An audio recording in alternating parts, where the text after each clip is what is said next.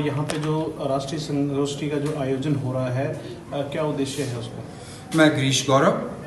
मेरे साथ रंजीत जी हैं, श्रेया बख्शी हैं, डॉक्टर केशव बलिराम हेडगेवार। हम सभी लोग जान रहे हैं कि 1925 में राष्ट्रीय स्वयंसेवक संघ की स्थापना की और डॉक्टर हेडगेवार के मन में जब संघ की स्थापना हुई उसी समय उनके मन में था कि इसी संगठन के माध्यम से हम भारत का भारतीय मूल्यों के आधार पर, भारतीय चिंतन परंपरा के आधार पर हम भारतीय समाज में परिवर्तन लाएंगे। ये उन्होंने उसी समय निश्चित कर लिया था। किंतु बीच के कालखंड में, जब से हम सभी लोग जानते हैं, जब से संघ बना, संघ के ऊपर, डॉक्टर साहब के ऊपर अनेकों प्रकार का बेबुनियाद आरोप लगते रहे और उनकी जो चिंतन की जो मूल बातें थी वह कहीं ना कहीं हम सबों के बीच नहीं आ पाई और डॉक्टर हेडगेवार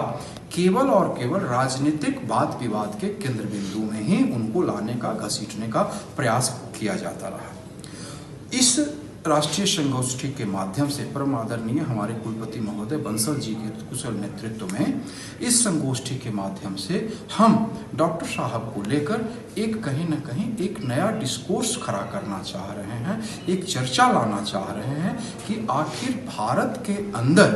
वह कौन से भारत विरोधी तत्व हैं जो भारतीय चिंतन परंपरा के आधार पर जितने भी विचार चलते हैं, पलते हैं, पलवित होते हैं, पुष्पित होते हैं, उस पर कुठाराघात किया जाता है। और डॉक्टर साहब को हम लोग केंद्रीय विश्वविद्यालय हिमाचल प्रदेश के माध्यम से हम डॉक्टर साहब को अकादमिक चर्चा पे लाना चाह रहे हैं कि कहीं ना कहीं हम सभी लोग इनको एक जो समाज विज्ञान हमारा है अकादमिक में, उसमें डॉक्टर हेडगेवार के विचारों को, उनके चिंतन को, उनके कार्य पद्धति को, केवल डॉक्टर साहब के बारे में हम लोगों को और ध्यान देना चाहिए, वह उन्होंने केवल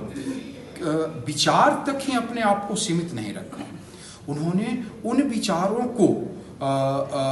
समाज में मूर्त रूप देने के लिए क्रियाशीलता अपने तक ही नहीं, आने वाली पीढ़ियों तक उन्होंने क्रियाशील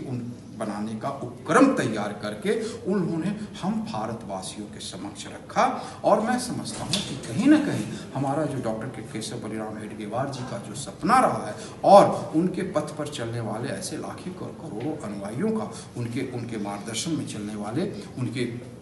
अनुयायियों का जो एक सपना है कि हम कहीं ना कहीं आने वाले समय में भारत का जो स्वरूप है वह केवल भौगोलिक स्तर पर नहीं कि खंडित से अखंड भौगोलिक नहीं, सांस्कृतिक मूल्यों को